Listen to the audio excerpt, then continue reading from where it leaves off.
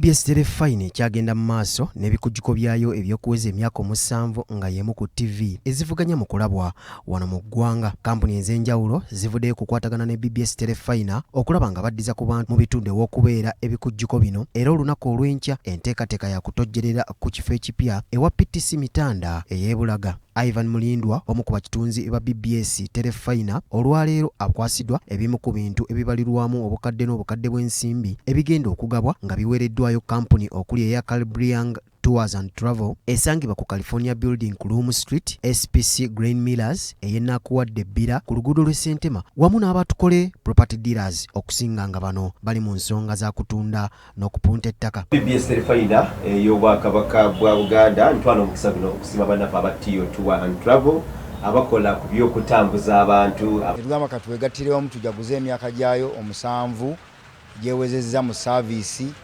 naffe tugamba katukwasize wamu ne tukwata mu nsawo yaffe nga kampani ne tujjamu edduuka lino. Godfrey Tusiime owa Beyongedde Tours and Travel Safaris, Arafat Sensambwe owa Tukole Property Dealers n'abalala bagamba nti bagadde okukwatagana ne BBS Telefine mu bikujjuko byayo ebyokuweza emyaka 7 eddize ku bantu baayo abagiraba, kubanga nabo bennyini ebayambako okutumbula bizinensi zaabwe ate n'ebayamba ababagulako okukyusa embeera mwe bawangaalira. Tuli basanyufu nnyo tukozeko ne Telefine era batuyambye nnyo okukulaakulana kampuni era twala omukisa guno okubozaawoza.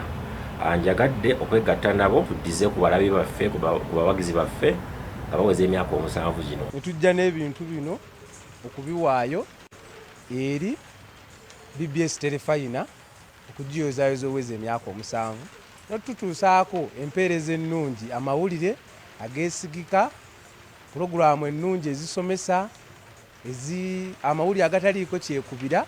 SPC Grain Millers tuli wamu mu kusiima olw'empeereza ennungi era tulivuddeyo tukwateko mu nsawo yaffe ngaffe aba SPC tuweeyo baganda baffe aba BBS Telefine obuwunga buno bwe tuteekateeka baddize ku balabi ba BBS. Akulira entambuza y'emirimu ku BBS Telefine Steven Dunstan Busuulwa agamba nti enteekateeka eno ekyagendera ddala mu maaso okwetooloola Uganda yonna wakati mu kutuuka ku bantu abalaba BBS Telefine ng'olunaku olw'enkya ebikujjuko bino biri ku PTC ewa Mitanda era ne yeebaza kampuni ezivuddeyo kukwasizaako Telefine. Batuyamba mu nkwatagana ya nnamaddala okuddiza abo abatulaba emyaka 7 abaze batulaba n'abakyagenda mu maaso okutulaba kati ng'aba Beyongedde Tours and Safaris bo babudde ne bagamba mu kutambula ko tugenda nga tuddiza abantu nabo batwegaseeko ne tulina kampuni ya Tukole Properties ndabawulira bano nabo babuddeyo ne batuwa ebintu ebyenjawulo